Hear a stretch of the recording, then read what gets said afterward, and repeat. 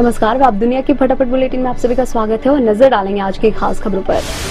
G20 summit के लिए दुनिया भर के दिग्गज नेता पहुंचे दिल्ली। अमेरिकी राष्ट्रपति बाइडेन के अलावा ब्रिटेन के प्रधानमंत्री ऋषि सुनक और जापान के प्रधानमंत्री फूमियो किशीदा पत्नी के साथ पहुंचे भारत। G20 के देशों के साथ द्विपक्षीय चर्चा करेंगे पीएम मोदी। आज रात में अमेरिकी राष्ट्रपति बाइडेन के साथ होगी भेंट। शनिवार को भी ब्रिटेन, जापान और इटली सहित प्रमुख देशों के साथ आपसी संबंधों को बढ़ाने पर करेंगे चर्चा। G20 शिखर सम्मेलन 9 सितंबर को शुरू हो रहा है। इसके आयोजन स्थल पर देश की कुछ प्रमुख डिजिटल लोक बुनियादी ढांचा परियोजनाओं का प्रदर्शन किया गया है। इनमें यूपीआई से लेकर टेलीमेडिसिन सेवा, ई संजीवनी तक शामिल। माइक्रो ब्लॉगिंग वेबसाइट एक्स पर अपने पेज का कवर बदलकर G20 समिट के आयोजन स्थल भारत मंडपम की तस्वीर लगाई। तस्वीर में एक चमकदार रोशनी वाला भारत मंडपम दिखाई दे रहा है, जिसमें नटराज की मूर्ति स्थापित है। ब्रिटेन के प्रधानमंत्री ऋषि सुनक ने भारत का दामाद बताए जाने के संदर्भ का हवाला देते हुए कहा, G20 नेताओं के शिखर सम्मेलन के लिए नई दिल्ली का उनका दौरा बहुत खास है। सुनक की शादी अक्षता मूर्ति से हुई है।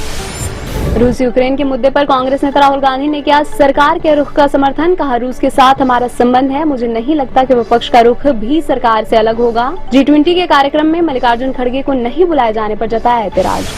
घोसी उपचुनाव में सपा उम्मीदवार की जीत पर बोले अखिलेश यादव। कहा, यह बुलडोजर और बुल से त्रस्त जनता का शासन प्रशासन को करारा जवाब है। सपा से भाजपा में आए दारा सिंह के इस्तीफे से खाली हुई यह सीट, भाजपा ने दारा सिंह को ही यहां से बनाया उम्मीदवार। मध्य प्रदेश में विधानसभा चुनाव से पहले शिवराज सरकार ने लॉन्च किया मुख्यमंत्री जन आवास योजना। कानून व्यवस्था और किसानों की समस्याओं को लेकर सीएम शिवराज ने अधिकारियों के साथ की बैठक।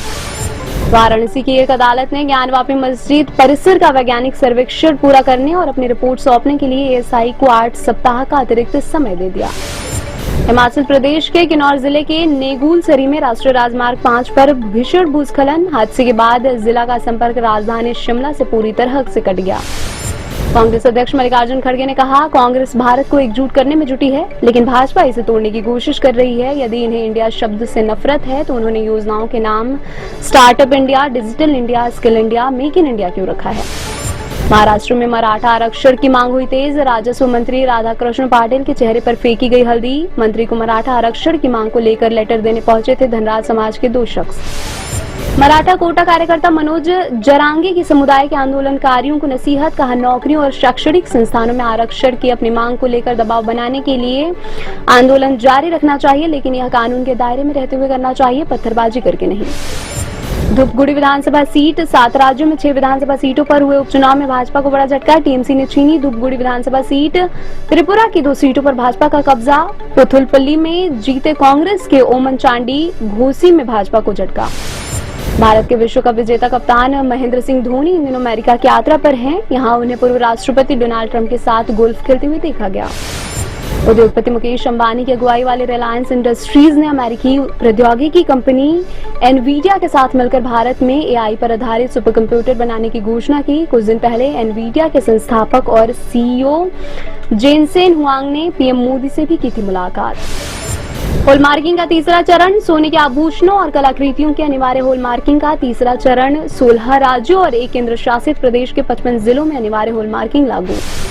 सप्ताह के आखिरी कारोबारी दिन भी शेयर बाजार में तेजी। बीएसई सेंसेक्स 333 अंक की बढ़त के साथ 66,599 अंक पर हुआ बंद। एनएसई निफ्टी भी 93 अंक चढ़कर 19,820 अंक पर हुआ बंद। शाहरुख खान की मूवी जवान बनी हिंदी सिनेमा की बिगेस्ट ओपनर। जवान ने फर्स्ट डे बॉक्स ऑफिस पर 129.60 करोड़ रुपए का ग्रॉस कलेक्शन वर्ल्ड वाइड किया। हिंदी सिनेमा की मशहूर गायिका आशा भोसले आज 90 वर्ष की हुई। इस उम्र में भी वे सक्रिय हैं। दुबई में होने वाला है आशा भोसले का कार्यक्रम। ये थी आज की फटाफट बुलेटिन और ऐसे ही ताज़ा अपडेट्स के लिए बने रहे हमारे साथ, यानी कि विजिट करें आप दुनिया पर।